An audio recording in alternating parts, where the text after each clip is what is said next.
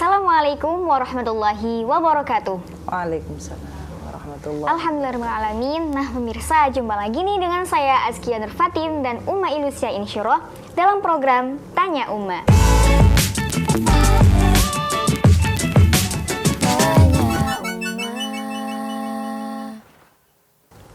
Setelah beberapa lama vakum di Uma, alhamdulillah kita bisa sharing kembali, belajar bersama dan berbagi ilmu kepada pemirsa sekalian.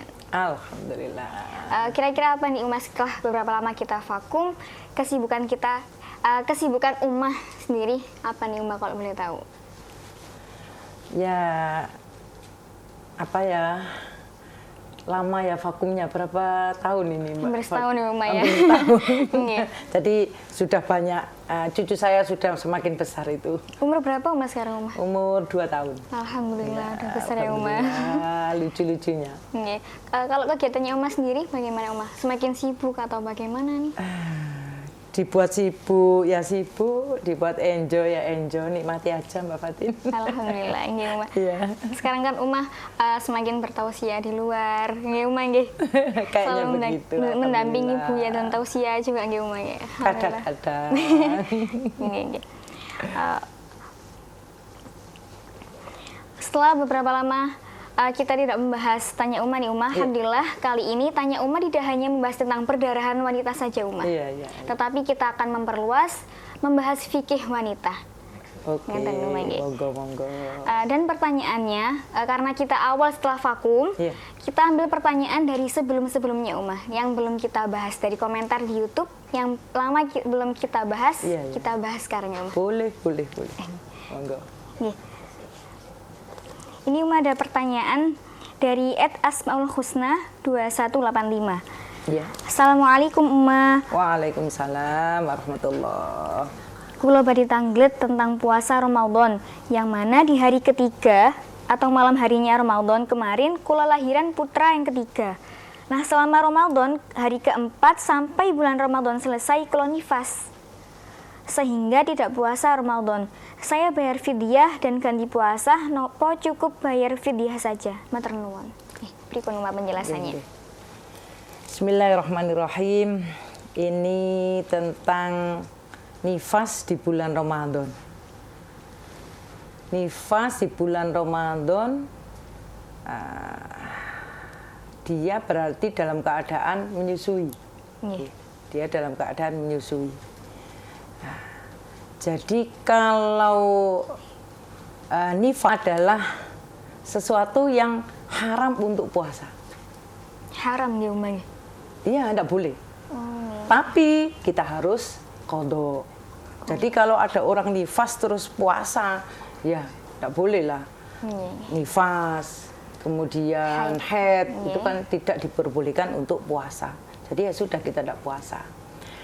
Tapi kemudian kalau menyusui dan hamil itu adalah ketika di bulan Ramadan itu rukhsah untuk tidak berpuasa.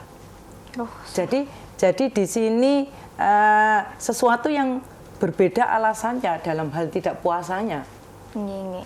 Kalau kita nifas berarti itu memang kita diharamkan untuk puasa, tapi harus diqadha di lain hari. Jadi ya hanya qadha itu saja, tidak pakai fidyah ataupun tidak bayar fidyah, itu tidak ada hubungannya. Tidak ada hubungannya. Berarti mengqadha puasanya saja. Mengqadha puasanya saja. Meskipun itu dalam keadaan menyusui. Karena murni dia tidak puasa itu adalah murni karena nifasnya. Berbeda dengan misalnya di Ramadan ini kemudian tidak nifas tapi kita dalam keadaan menyusui misalnya.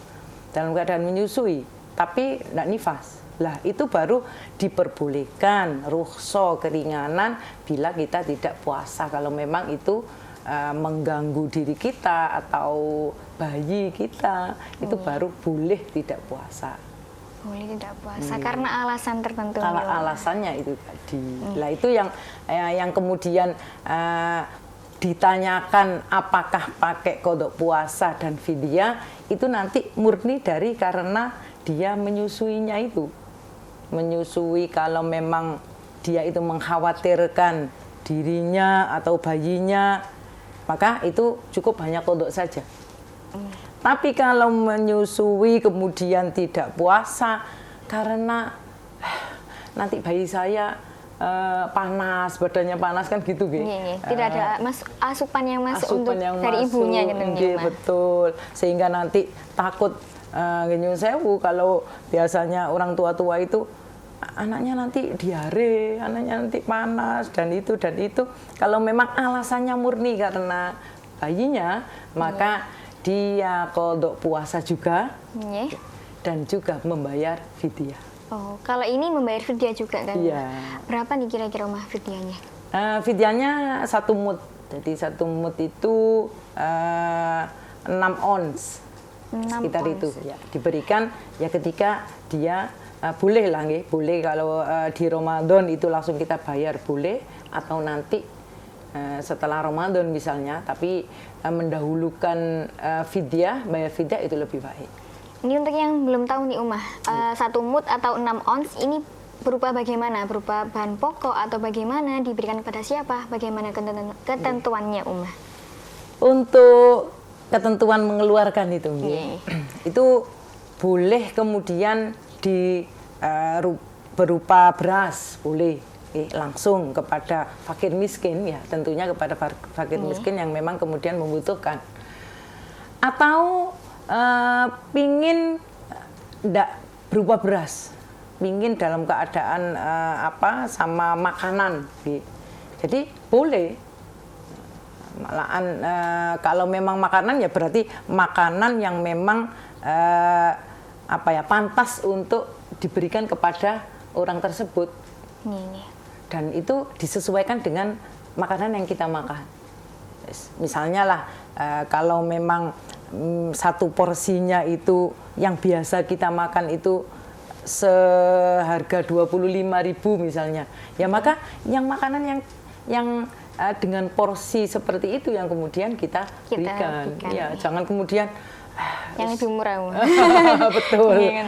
Jangan kemudian 10.000 apa itu cuma itu, janganlah. Yang biasa kita makan itu yang kemudian kita berikan. Berarti itu yang umumnya ya Umah. Kalau sama mau diganti dengan bahan pokok beras sebesar 6 ons, hanya 6 ons. Ya, 6 ons 0,75 gitu. 6 ons 0,75. Ya.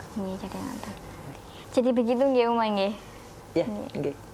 Berarti kesimpulannya Umah, beliau ini kalau di bulan Ramadan ini emang nifas, tidak perlu membayar fidyah, tetapi tetap mengqadha puasa Ramadannya. Hanya mengqadha, nggih. Dan apabila jika keringanan, menyusui atau hamil, tetap mengqadha puasa dan juga membayar fidyah.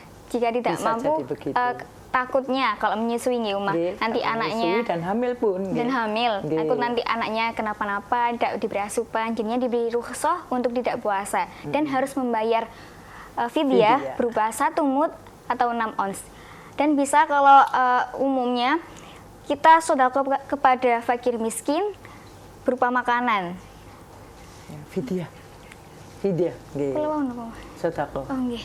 Nggih, enggak apa-apa. Artinya kalimatnya, istilahnya itu ke fidyahnya. Jadi tebusan, gitu. Tebusan bagi dia kalau tidak puasa. Sudah ya untuk Mbak Asmaul Husna, kita sudah mendengarkan penjelasan dari Umah. Baik Umah, kita lanjut ke pertanyaan yang kedua. Sama ini juga dari komentar YouTube yang lama Umah. Iya. Ya. Yang kedua ini dari Rinmark 768. Ngapunten Umah, kalau adatnya haid 7 hari, dihukumi haid 7 hari. Selanjutnya istihadhah. Yang saya tanyakan, mengapa mandinya di hari ke-15, mengapa tidak hari ke-7, dan mengapa sholatnya juga dilakukan di hari ke-16, mengapa tidak mulai hari ke-8? Ya, sama. Gitu. Ya. Untuk Mbak siapa? Mbak Rinmark. Mbak Rinmark. Ini berarti tentang mustahadoh ya. Mustahadoh yang punya adat itu berarti mu'tadah. Sebenarnya banyak nggih, tapi yang ditanyakan itu tadi adalah ketika adatnya 7 hari kemudian nggih, adatnya 7 hari. Terus kenapa kok kemudian mandinya dan sholatnya itu di hari yang ke-15? Ngoten nggih? Nggih. Perlu diketahui, kalau orang istihadah itu mestinya belum diketahui kalau memang darah itu berlangsung sampai 15 hari lebih. Iya, iya. Apa yang kemudian menjadi kebiasaannya misalnya 7 hari, itu tidak harus 7 hari setiap bulannya. Dan darah yang keluar 1 tetes atau 1 hari atau 3 hari atau 7 hari atau 10 hari bahkan sampai 19 hari, kalau bahkan sampai 11 hari maksudnya, kalau dia masih di dalam 15 hari semuanya akan dihukumi haid.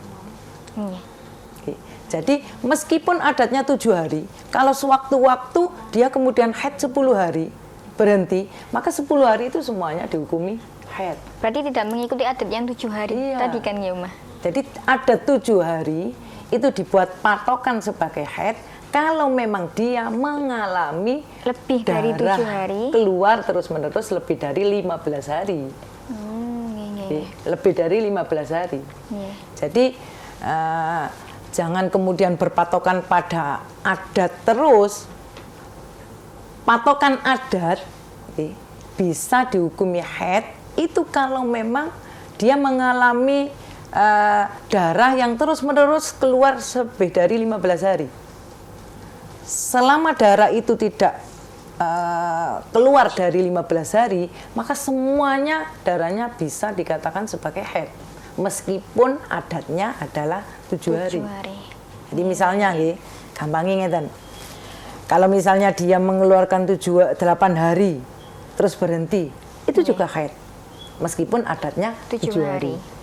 Misalnya suatu saat karena mungkin dia banyak pikiran, bisa jadi capek itu darahnya sampai 9 hari. Maka semuanya juga dikatakan haid.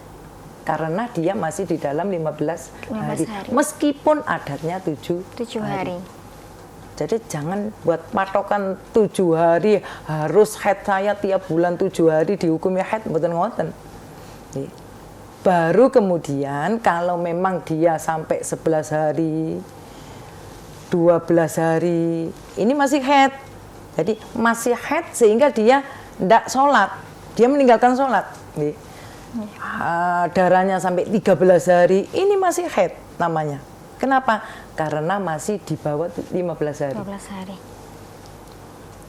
Sehingga kemudian kalau dia keluar dari 15 hari, darahnya masih keluar terus, baru ini dinamakan istihadah kubro. Kalau saya mengistilahkan begitu. Istilah istihadah kubro itu adalah yang darahnya keluar lebih dari 15 hari. Maka ketika dia sampai darahnya sampai 15 hari, hingga dia kemudian tidak sholat selama itu. Sehingga setelah keluar dari 15 hari baru kemudian itu diputuskan bahwasanya dia mengalami mustahadah. Jadi otomatis di bulan ini dia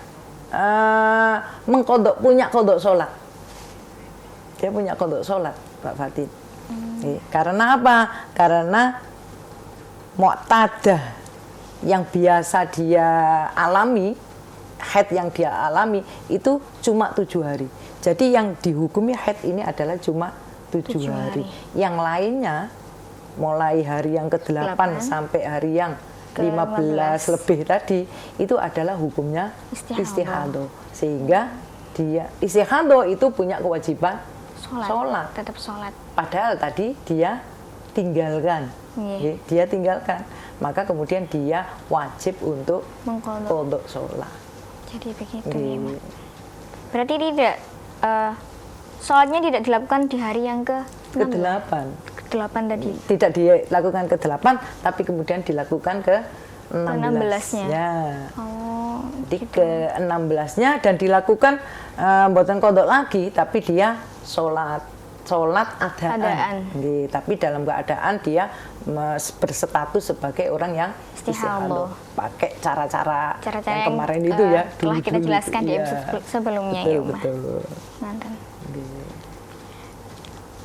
Berarti kalau kita tidak perlu berpatokan pada adat yang sebelumnya ya Umah. Nggih, jangan berpatokan kepada adat 7 hari, karena patokan itu adalah dipakai ketika kita mengalami istihadah, itu aja. Adat dipakai ketika mengalami istihadah Iya, saja. betul. Iya. Karena kan mungkin yang belum tahu nih Umah kan, Iya. oh aku adatnya biasanya 7 hari, berarti aku hari ke-8, 9 itu udah istihadah, berarti mboten nggih Umah. Boten Oh, gitu. iya, Iya. gitu. Memang kalau kayaknya nggih, Iya.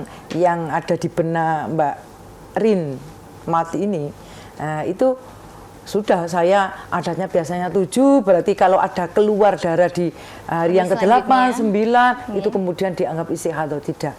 Oke. Jadi pemahaman seperti itu tuh salah. Nih, Pemahaman berarti kita seperti itu salah. menjelaskan kembali ya Umah nggih. Oke. Setengah Umah nggih. Cukup untuk pembahasan dan sharing kita hari ini. Semoga pembahasan kita hari ini bisa bermanfaat dan berbagi. Semoga pembahasan kita hari ini bermanfaat dan menambah wawasan bagi kita semua. Amin amin ya rabbal alamin. Nah, jangan lupa pemirsa tetap saksikan program Tanya Umat di channel Mahika Sidoarjo yang tayang pada hari Rabu jam 4 sore. Saya Azkia Nur Fatin, pamit undur diri dan mohon maaf bila ada salah kata. Wassalamualaikum warahmatullahi wabarakatuh. Waalaikumsalam warahmatullahi wabarakatuh.